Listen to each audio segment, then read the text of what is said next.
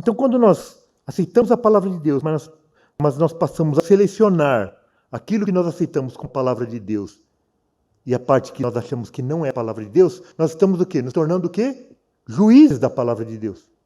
Ao invés de nós sermos objeto do julgamento da palavra de Deus, nós nos tornamos juízes. Aí isso serve, isso não serve, isso eu tiro, isso não serve para mim, isso nós não pregamos, isso nós não tratamos aqui na igreja, isso daqui não é para agora, isso aqui é para aquela época, e coisas desse tipo.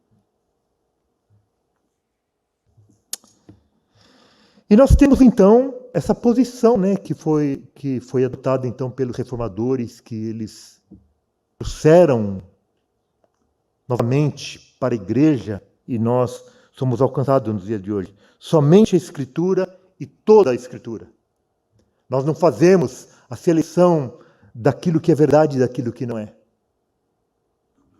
Nós não julgamos a palavra de Deus. Nós submetemos a palavra de Deus. E quando nós encontramos coisas que nós não entendemos, coisas que nós não conseguimos aplicar, coisas que nós não temos força para mudar, nós nos lamentamos diante do Senhor. Um tempo atrás, irmãos, alguns anos atrás, nós fizemos a exposição de 1 e 2 Coríntios. E daí, quando nós chegamos naquela questão do uso do véu na igreja, como é que a gente lida com isso? Que a palavra de Deus, ali ela é clara no sentido de que as mulheres, quando elas estão na presença do Senhor, elas devem usar véu. E que os homens não podem estar com nada em cima da sua cabeça. E ali o texto é claro, dizendo que as mulheres elas devem estar de véu, uma atitude de submissão.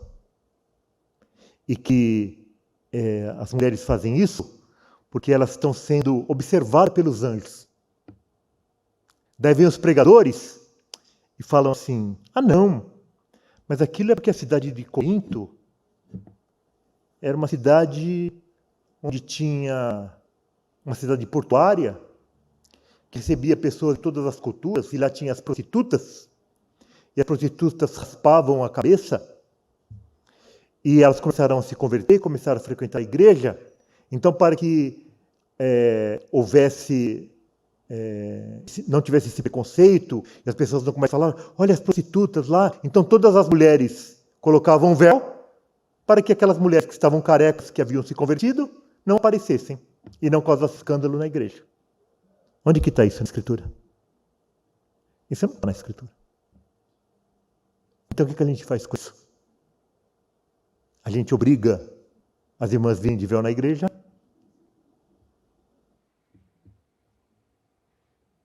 Nós não temos tranquilidade para isso. Nós não temos clareza para isso.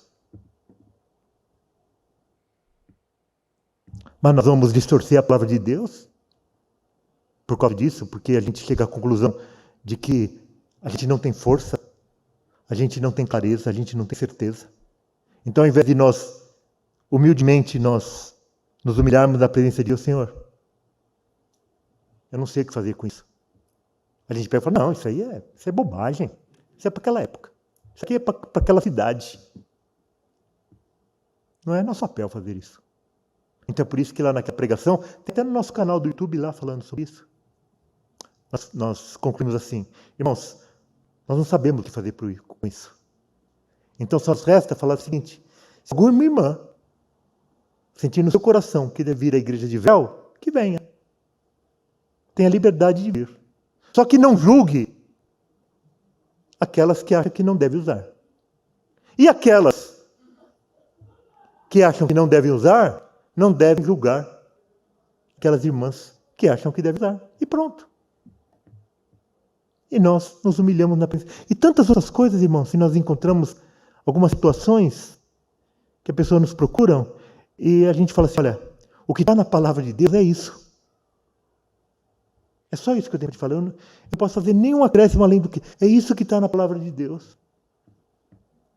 E foi o que Josias fez. Ele se humilhou na presença de Deus. Foi isso que os reformadores fizeram. E nós ficamos, então, com somente a Escritura, mas também toda a Escritura.